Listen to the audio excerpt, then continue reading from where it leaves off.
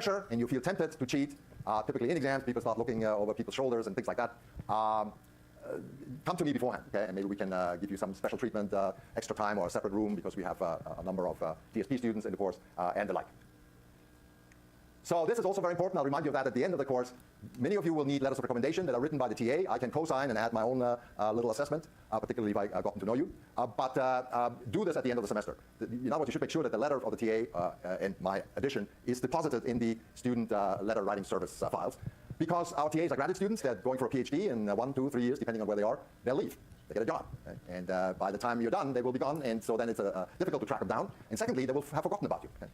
And if they vaguely remember you, that vague memory will appear in the text of the letter. It will be wishy-washy. Okay? And med schools don't like that. Med schools like to have specific examples of how you excelled in the lab and so on. So try and get this by the end of the semester or as soon as possible after that. So here's the course outline. It's basically the next 13 chapters. We will cover not all of it.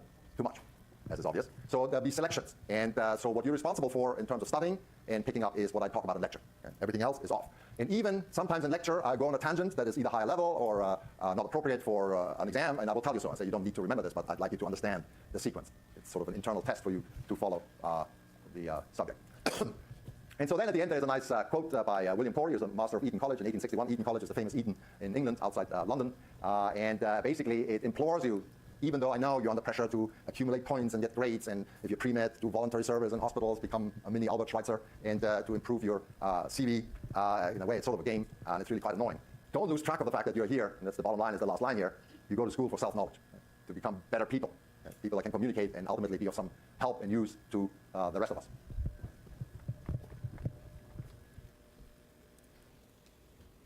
Okay, now let me tell you a little bit about myself.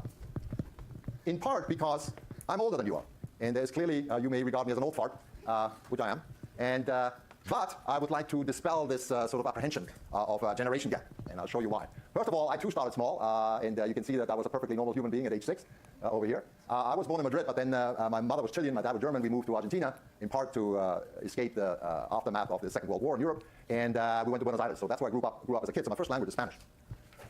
And we went to Buenos Aires, so if we focus in here, so this is Argentina, Buenos Aires is here, there it is, and it's sitting at the end piece of a big river called the River Plate. And that river has a tremendous delta, meaning that there are multiple contributors, little islands all over the place, and it's pure jungle. And we had a cabin on one of them, and we would go there during the summer, and I shed my clothes and then turned into Lord of the Flies. And you can see some of the action here. This is the water that one of the waters along our cabin. These waters, you can't swim in them because they're full of piranhas. Okay? So this is brutal stuff, survival. And definitely an experience. So after that, my parents moved to Germany because my dad got a diplomatic job, and I became fluent in German also, and then I learned English, and then I had an Italian girlfriend, and then a French girlfriend, so I speak 5 languages, none of them properly. Actually, some people think that and I don't know what my accent is, some people think my accent is Dutch, but I don't speak Dutch. So from in Germany, I played in a rock and roll band, and the revolution started in the 60s, and I went to London to get a PhD and play music, and then moved to America. And at that time, I started the relentless pursuit of sex and drugs and rock and roll, which lasted about 2 decades. And then in the 90s, we all sobered up. And I found a woman who stuck with me. One of my colleagues said the only one who wouldn't press charges. And we started a family. And why am I telling you all of this? My kids are your age. Okay? So I'm not that disconnected. Paloma, my daughter, is a junior, starting her junior year at UC San Diego. And my son, Julian, he's a senior in high school. Okay? So they're 17 and 20. So I know your music, I know your food, I know your clothes, I know how you think, I know how you talk. Right? All right, let's have a break. So I'll have breaks halfway through, a little more than halfway through all lectures, okay? So you guys can go to the bathroom or rest or relax your brain.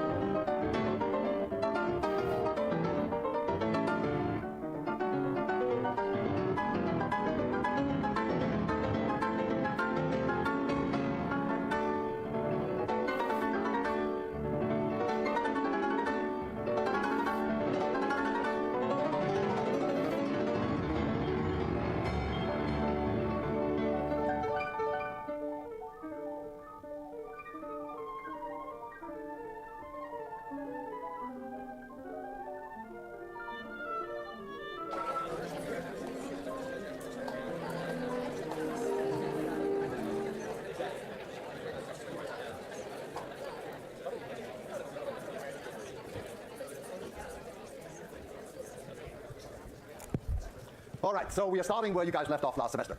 We covered alkenes and alkynes at the end of the semester, and we're going to continue with the double bond. In fact, the double bond will be of paramount importance for the entire semester.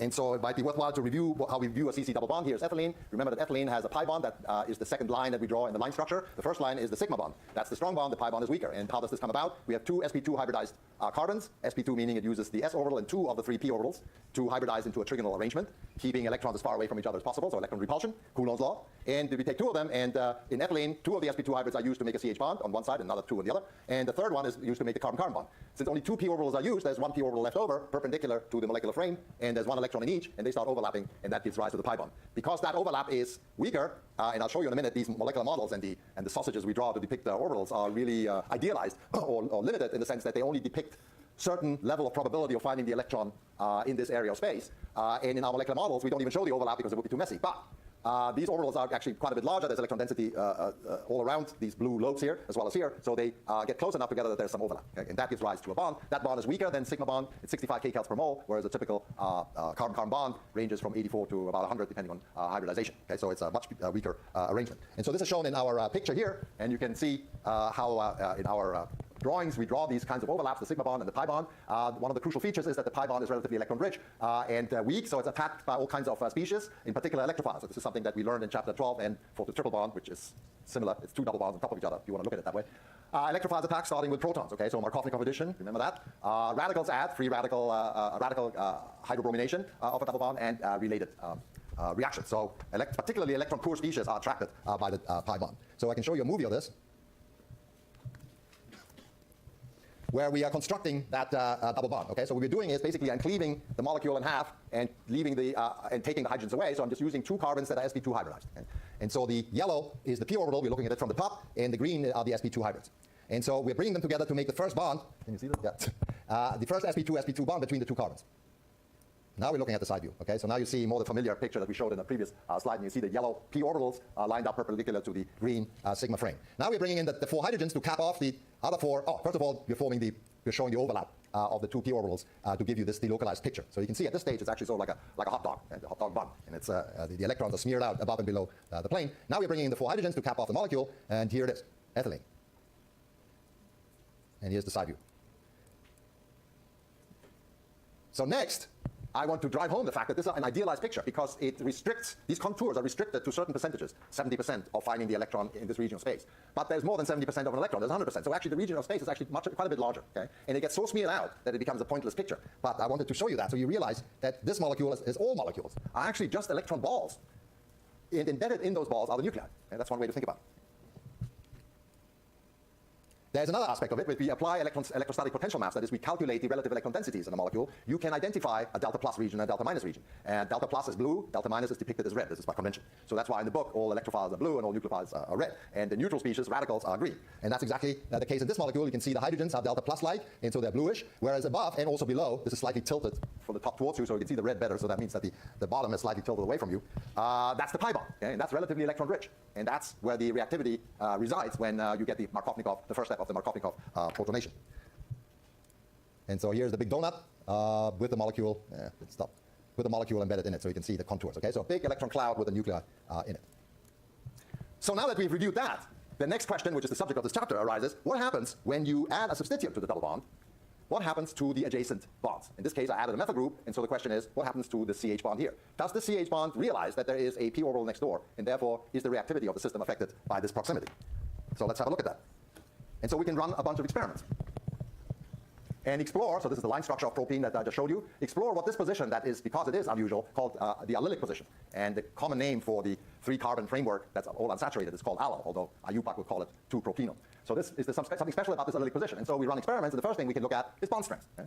How strong is the CH bond compared to the corresponding saturated system? In the saturated system, it's about 100 kilocalories per mole, typical CH bond. Notice that once you put a double bond in there, the neighborhood makes this bond weaker, about 14 kilocalories per mole. That's substantial. Okay? So this is a relatively weak bond. We can look at leading group behavior of allylic leading groups, and we find that they are unusually reactive. For example, they undergo SN1 reactions, even when the carbon is primary. Now, you may recall from chapter 7, this was a total no-no.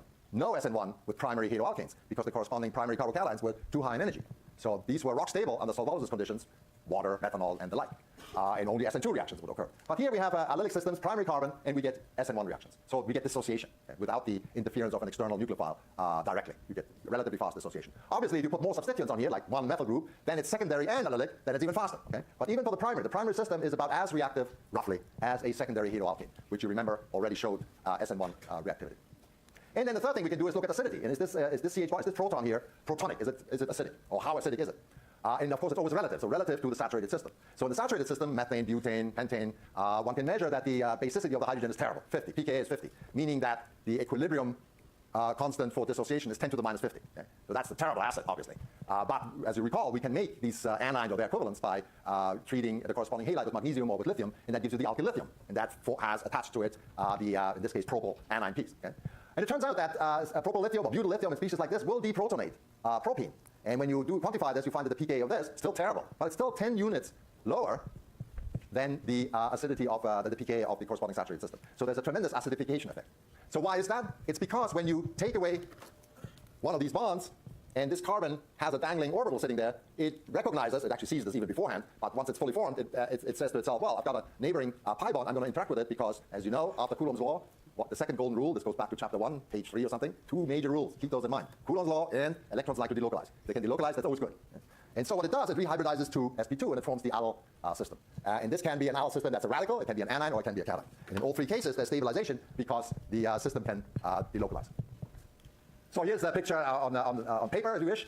We have two sort of pi bonds along the top, so the three p orbitals interact with each other. And then, of course, there's still the sigma frame. And if we want to show this with the classical line structures, we have to draw resonance pictures. Okay? And so what we do is we write the allylic cation or propenyl cation, and then you can move the electron pair over from left to right. Remember, the electron pushing arrow always starts at the electron pair and pushes towards the target. And when you talking about positively charged species, the double bond and the charge trade places. Okay? So we go here, whoops.